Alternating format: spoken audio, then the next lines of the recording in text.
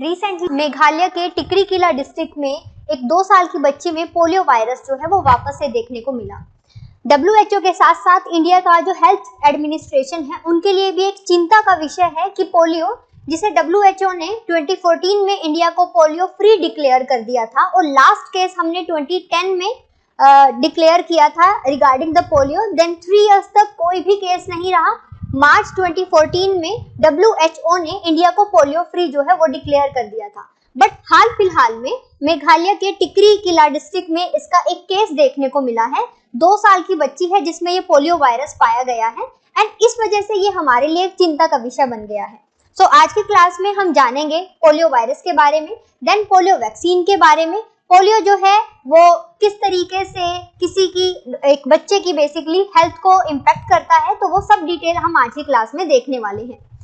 उससे पहले मैं आपको बता दूं कि अभी हमारा जो है 18 से 25 अगस्त के बीच में रक्षाबंधन सेल जो है रिगार्डिंग चल रही है for the GS foundation batch. Online and offline दोनों ही मोड में आप इस बैच को अवेल कर सकते हो हाईली डिस्काउंटेड प्राइस पर। You can call over this number and you can get the details regarding this discount. So let us talk about the news. WHO investigating the polio case in the India, और जहां हमें मेघालय में ये case देखने को मिला है।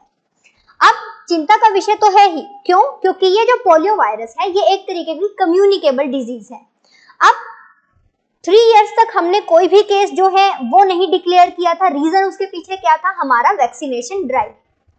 अब वैक्सीनेशन ड्राइव के होते हुए ये वायरस जो है वो किस तरीके से आया है, तो चिंता का विषय ये हुआ है कि वैक्सीन के बावजूद भी ये वायरस जो है वो किस रीजन की वजह से देखने को मिला है, पहला ये। दूसरा, क्या वैक्सीन वहां तक, वो बच्चे तक नहीं पहुंच पाई है, इस वजह से वो वायरस जो है उन्हें मिला है। एंड तीसरा, जब हमने हर्ड इम्यूनिटी क्रिएट कर ली है उसके बावजूद भी ये पोलियो वायरस जो है ये वापस कैसे आया, मींस उस बच्चे ने इस वायरस के साथ कंटेमिनेट कैसे किया, कॉन्ट्रैक्ट कैसे हुआ, वो सब जो है हमारे लिए एक मेजर चिंता का विषय बना हुआ है। अब हेल्थ एडमिनिस्ट्रेशन का कहना ये है कि मेघालय में जो ये केस देखने को मिला है ये वैक्सीन ड्राइव है। वैक्सीन ड्राइव कैसे? Basically the kind of vaccine जो हम यूज करते हैं पोलियो के लिए 2 टाइप की होती है, OPV एंड IPV। सो जो ओरल पोलियो वैक्सीन है उसमें हम एक लाइव अटेनुएटेड वायरस का यूज करते हैं, जहां वायरस को थोड़ा सा वीकन कर देते हैं और वीकेंड वायरस को आपकी बॉडी में जो है इंजेक्ट किया जाता है in the form of the vaccine. And आपका इम्यून सिस्टम जो है वो ट्राई करता है, ट्रेन करता है अटैक करने के केस में, और जैसे ही वो ट्रेन हो जाता है, वो अटैक कर लेता है, देन वो बेसिकली क्या करता है, वो इम्यूनिटी क्रिएट कर लेता है, एंटीबॉडीज क्रिएट कर लेता है। इन फ्यूचर कभी वो वायरस के साथ कॉन्टैक्ट होता है तो वो बच पाता है। अब एडमिनिस्ट्रेशन का कहना ये है कि मे बी वो 2 ईयर की बच्ची जो है उसका जो इम्यूनिटी सिस्टम है वो वीक होगा और हमने उसमें लाइव अटेनुएटेड वीकेंड पैथोजन जो है वो इंसर्ट किया थ्रू द वैक्सीन, और उसकी बॉडी का जो इम्यून सिस्टम है वो अटैक नहीं कर पाया होगा। इस वजह से उसने जो है पोलियो जो है उसकी बॉडी में पोलियो वायरस जो है वो हो गया। तो आपके यहाँ 2 क्वेश्चन का आंसर हो जाता है। पहला कि जो वायरस है उसके साथ कॉन्ट्रैक्ट कैसे हुआ, वायरस वैक्सीन के थ्रू इंसर्ट किया गया था। एंड तीसरा, क्या उस बच्चे को वैक्सीन नहीं मिली थी? It is being said that कि ये ओरल पोलियो वैक्सीन जो है वैक्सीन दी गई थी उसमें वीकेंड पैथोजन था, उसकी वजह से उसे जो है ये वायरस हुआ है। अब हमारे लिए बेसिकली ये जानना जरूरी है कि जो पोलियो वायरस है वो किस तरीके का वायरस है और उस वायरस में किस किस तरीके के टाइप्स होते हैं और उनको हम कैसे ट्रीट कर सकते हैं, क्या prevention and all that. Let me clear one thing here that polio virus के लिए देयर इज नो ट्रीटमेंट, कोई ट्रीटमेंट हमारे पास नहीं है। There is only the prevention, and how this prevention can be derived only through the immunization. So we want 100% immunization for the child, and through that we can prevent this disease because we do not have any sort of treatment regarding the polio. That much deadly ये virus है, और इस virus का जो एक explicit thing जो देखने को मिलती है that is the paralysis, permanent paralysis, जिसको कि रिवर्ट बैक नहीं किया जा सकता। And sometime in some of the cases when it attack the nerve system, the brain system, then ये deadly भी है, death भी cause करता है. So here you can see that कि what is the basic cause of concern. I had already discussed about it. तो हमारे लिए तो basic जो main important thing रही है that is the vaccine. अब इंडिया के केस में अगर बात की जाए तो इंडिया में 2009 में India was reporting 741 new cases of the polio virus and ये किसी भी वर्ल्ड की कंट्री में सबसे ज्यादा थे. आप बोलोगे 741 ये बाकी की कंट्रीज के कंपैरिजन में एक बहुत बड़ा नंबर था. The reason behind this is 1972 में we started a polio vaccination programme. तो 1972 से ये स्टार्ट हुआ है. अब वो जो वैक्सीनेशन हमने प्रोग्राम स्टार्ट किया था, उस प्रोग्राम के बावजूद भी हम प्रॉपर तरीके से वैक्सीनेशन ड्राइव जो है वो हैंडल नहीं कर पा रहे थे. 1995 तक भी अगर हम देखें तो हमारा वैक्सीनेशन जो है it was covering only 60% of the population of the infant, basically the child. It means that 40% they may cause contamination to the other as well as they are also impacted due to the virus. Then what happened is 2009 में we were holding the largest number of the cases, but क्योंकि हमने अपना universal immunization programme इस drive पे हमने focus किया था and हमने 2009 के बाद 2 बूंद जिंदगी की कैंपेन स्टार्ट करे, अवेयरनेस स्टार्ट करी एंड रिगार्डिंग दैट हमने काफी सारे जो है रिफॉर्म लेकर आए इन terms of the vaccination only, कि किस तरीके से हम वैक्सीनेशन ड्राइव जो है उसको हम स्टार्ट करेंगे. उसके लिए क्या किया गया, उसके लिए जो आंगनवाड़ी वर्कर्स हैं उनका हेल्प लिया गया, जो प्राइमरी हेल्थ केयर सेंटर है उनका हेल्प लिया गया और प्रॉपर सर्वे बेस्ड सिस्टम जो है वो अपनाया गया, जिसमें आपका प्रॉपर आइडेंटिफिकेशन होगा कि आपके घर में 5 ईयर से छोटा एक बच्चा है, देन आपको उसको पोलियो 2 बूंद जिंदगी की कॉन्टिन्यूअस बेसिस पे आपको उसको पिलानी होगी. एंड अगर वहां से छूट जाता है, आप नहीं आ पाते हो, तो घर घर तक पहुंचाया गया उसे. सो दैट्स हाउ हमने ये पूरा जो है पोलियो ड्राइव सेटअप करा. एंड उसके बाद जो है जो सीन बेसिकली देखने को मिलता है वो ये कि 2010 में हमने लास्ट केस जो है वो रजिस्टर किया था. वो एक बच्ची थी जिसको जो है पोलियो वायरस हुआ था. उसके बाद 2010 के बाद मार्च 2014 तक हमने सिंगल एक भी पोलियो का केस जो है वो रजिस्टर नहीं किया. एंड दैट्स वाई 3 ईयर तक कोई भी न्यू केस रजिस्टर नहीं हुआ. ऐसा नहीं है कि पुराने वाले ठीक हो गए थे. 2014 तक 3 इयर्स के टाइम पीरियड में एक सिंगल भी हमारा कोई भी न्यू केस रजिस्टर नहीं हुआ था. इस वजह से हमें पोलियो फ्री डिक्लेयर कर दिया गया था by the polio eradication programme of the WHO. Now let me just tell you, polio एक तरीके का ये एक डेडली इन्फेक्शियस डिजीज है, वायरल डिजीज है. यहाँ क्या किया जाता है, ये जो पोलियो वायरस है ये जो सेंट्रल नर्वस सिस्टम है उसके ऊपर अटैक करता है एंड उसकी वजह से ये डायरेक्टली अटैक करता है मसल्स पर एंड बिकॉज ऑफ दैट ये इरिवर्सिबल, जिसको रिवर्ट नहीं किया जा सकता, परमानेंट पैरालिसिस जो है ये कॉज करता है. So this polio virus is basically of 3 types. First one wild polio virus type 1, type 2 and type 3. India में मतलब टाइप 2 जो है ये बहुत पहले ही इसे जो है एलिमिनेट कर दिया गया था कंप्लीट वर्ल्ड से. 2009 की भी जहां हम बात करें, इंडिया में polio virus type 1 and type 3 के केसेस जो हैं वो देखने को मिल रहे थे.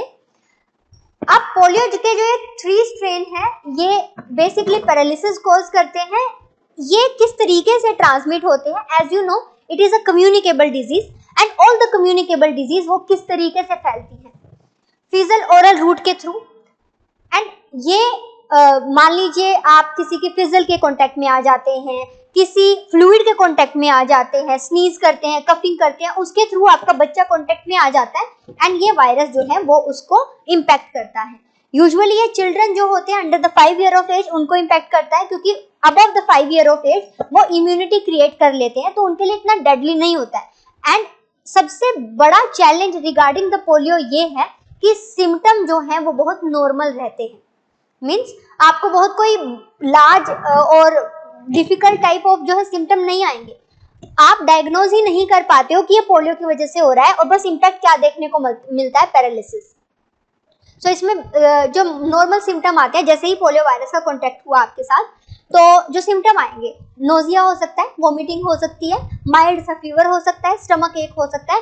These are the normal things जो कि नॉर्मल किसी भी बच्चे को हो जाती है। बट लेटर ऑन जैसे जैसे आप इसका नॉर्मल तरीके से फीवर का आपने ट्रीटमेंट कर लिया तो उससे फीवर ठीक हो जाएगा, बट जो नर्व सिस्टम को इसने आपके इम्पैक्ट किया वो परमानेंट रहेगा। उसकी वजह से फिर ये क्या होता है, फिर पैरालिसिस जो है वो धीरे धीरे आ जाता है। इस वजह से भी ये, इसके लिए कोई ट्रीटमेंट हमारे पास अवेलेबल नहीं है। इरिवर्सिबल काइंड ऑफ पैरालिसिस होता है। द रीजन इज कि सिम्टम को आप ट्रेस नहीं कर पाते हो, सिम्टम्स आर सो कॉमन। अब ये इस वायरस के बेसिस पे अगर हम देखें तो ये वायरस जो है यहाँ पर I would like to show you, जैसे ही ये आपके जो है किसी भी वे से आपके बॉडी के कांटेक्ट में आता है, ओरल आ सकता है, किसी फ्लूइड के थ्रू आ सकता है, फिजल के थ्रू आ सकता है, कैसे भी आपकी बॉडी के कांटेक्ट में आया, फिर ये वायरस सीधा कहाँ जाता है, ये इंटेस्टाइन में जाता है, और इंटेस्टाइन में जाने के बाद ये आपका जो नर्व सिस्टम है उसको ये इम्पैक्ट करता है। अब आपको पता है आपके ब्रेन से नर्व सेल जो होती हैं वो किसी भी तरीके का मैसेज लेकर आती हैं एंड कोई भी टाइप का मैसेज जो है वो ब्रेन तक पहुंचाती है।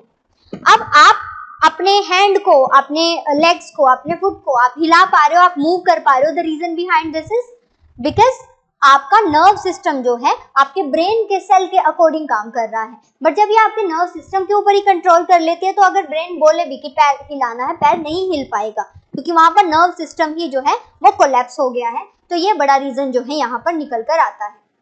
और इसका मेन साइकिल क्या रहता है, मेन ये किसी भी वे से जो है, कंटेमिनेटेड फूड की वजह से हो सकता है, अनहाइजीनिक कंडीशन की वजह से हो सकता है, पहले बहुत ज्यादा होता था ओपन डिफिकेशन की वजह से, अब कॉन्टेक्ट वो कम हो गया क्योंकि उस तरीके की एनवायरनमेंट के साथ एक्सपोजर भी नहीं होता है, तो वो भी एक बड़ा रीजन जो है वो निकल कर आता है।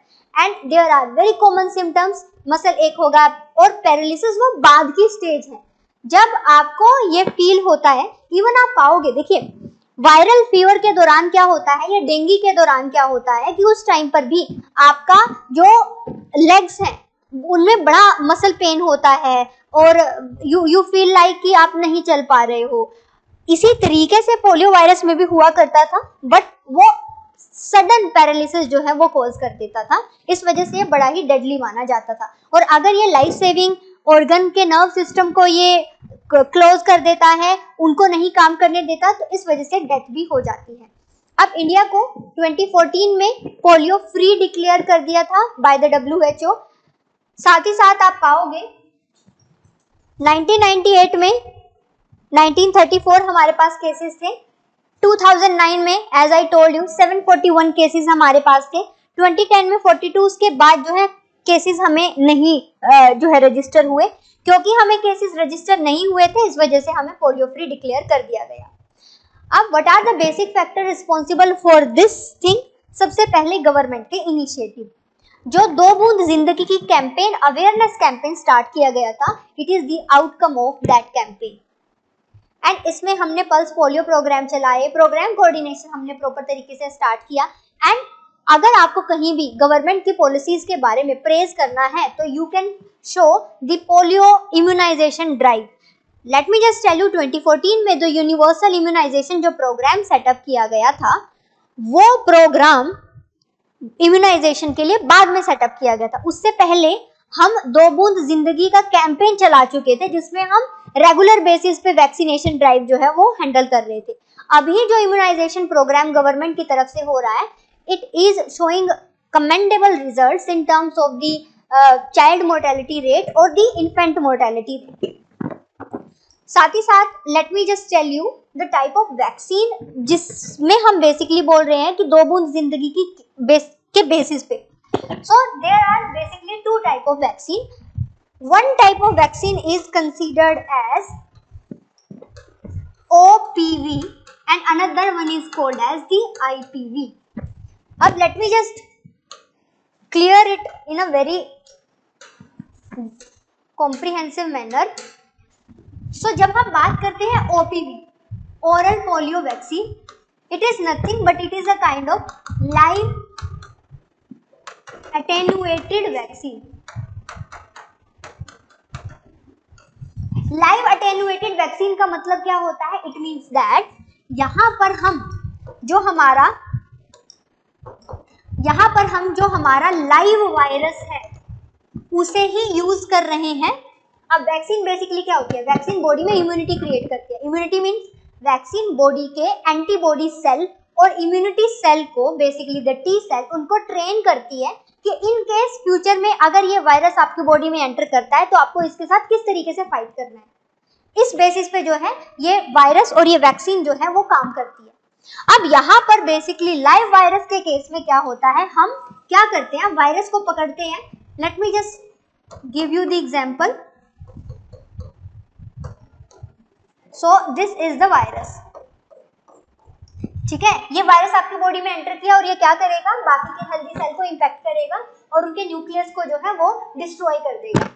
अब ये वायरस बॉडी में एंटर करेगा, हमारी बॉडी में प्रेजेंट होते हैं क्या, antibodies in this way. Now these antibodies they just want to attack this virus and they want to neutralize it. तो एंटीबॉडीज आती है, अटैच कर जाती है। तो एंटीबॉडीज किसी भी वायरस के साथ इस तरीके से अटैच हो जाती है एंड फिर ये उस वायरस को हिलने नहीं देती है।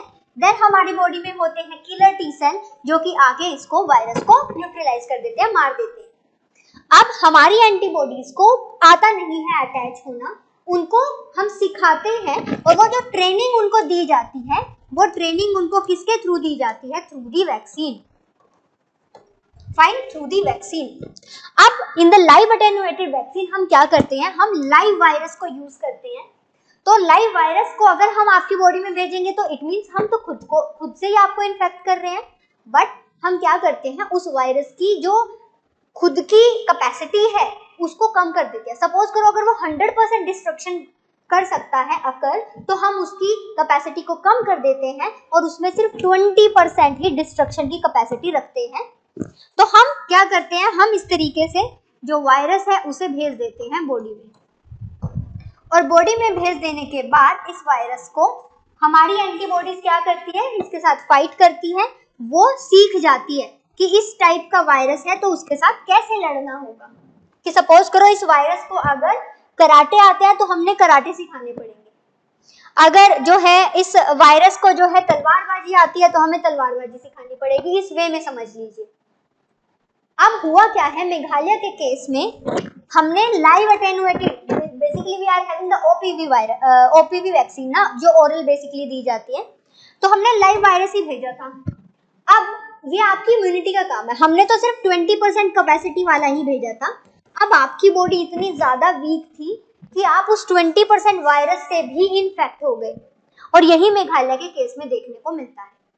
ओके, नेक्स्ट हम इसी के लिए basically like for the polio another vaccine we have the IPV, inactivated polio virus. So inactivated polio virus में हम क्या करते हैं, एज द नेम सजेस्ट, यहाँ पर हम वीकेंड पैथोजन को नहीं लेते हैं, यहाँ पर हम इनएक्टिवेटेड का मतलब क्या है, इट मीन्स कि हम यहाँ पर किल्ड, मतलब हम वायरस को मार देते हैं और मरे हुए वायरस की बॉडी को एज अ वैक्सीन का सोर्स और कंपोनेंट के तौर पे यूज करते हैं।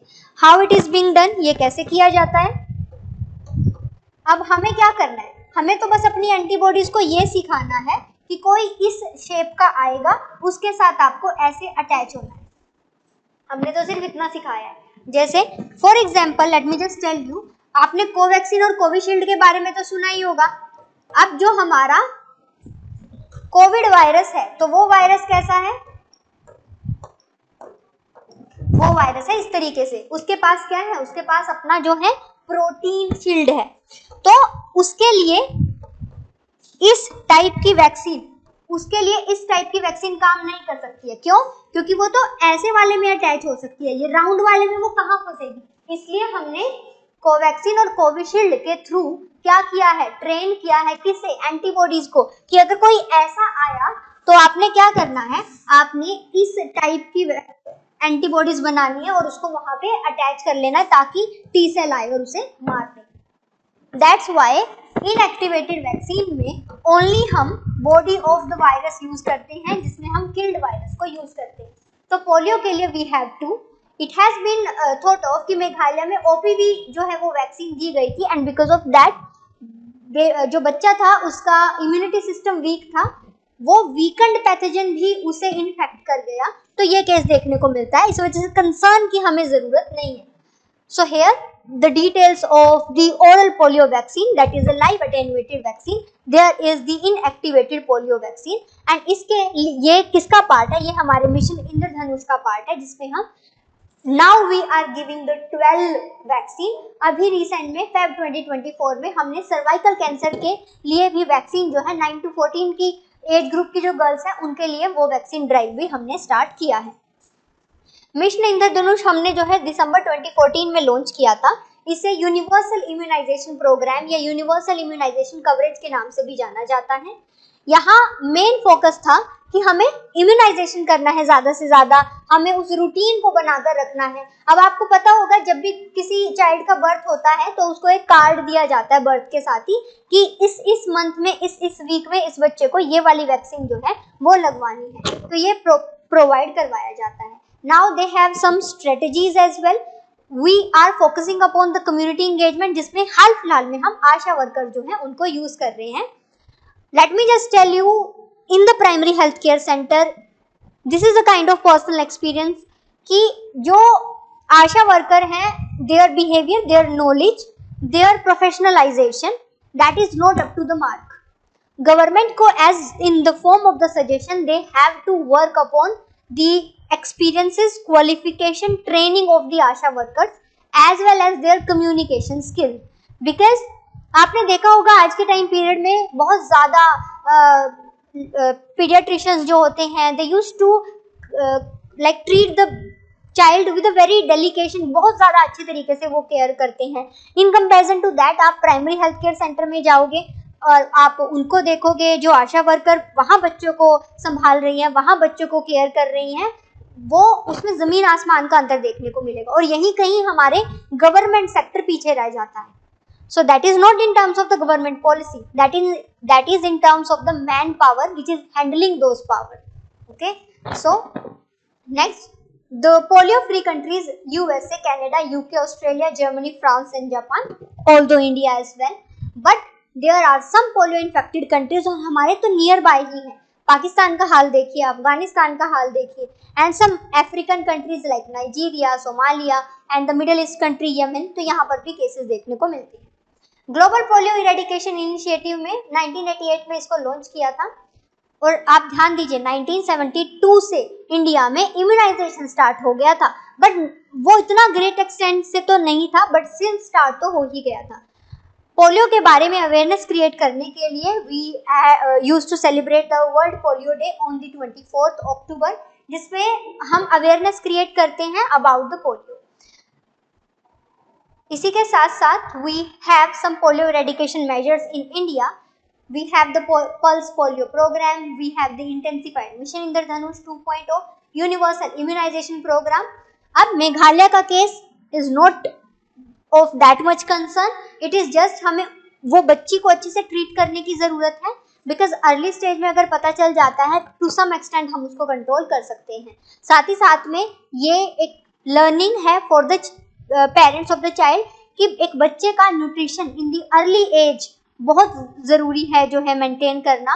वाई? बिकॉज उसी दौरान उनको काफ़ी सारी इम्यूनिटीज़ क्रिएट करनी होती है, इन्फ्लुएंजा के, हेपेटाइटिस के, काफ़ी सारे वैक्सीन जो है उनको लगते हैं। अब अगर वैक्सीन से ही डिजीज कोज हो जाएगी तो अदर वे आउट क्या होगा उनको सेव करने का, तो ये सबसे बड़ा चैलेंज निकल कर आता है। Fine, so thank you so much for today. बाकी हम मिलते हैं with the next topic. Mains practice question आपके लिए छोड़कर जा रही हूँ, इसको जो है आप अटेम्प्ट करिएगा एंड इसका आंसर जो है आप मालूका IAS के टेलीग्राम चैनल पर शेयर कर सकते हो। Thank you so much.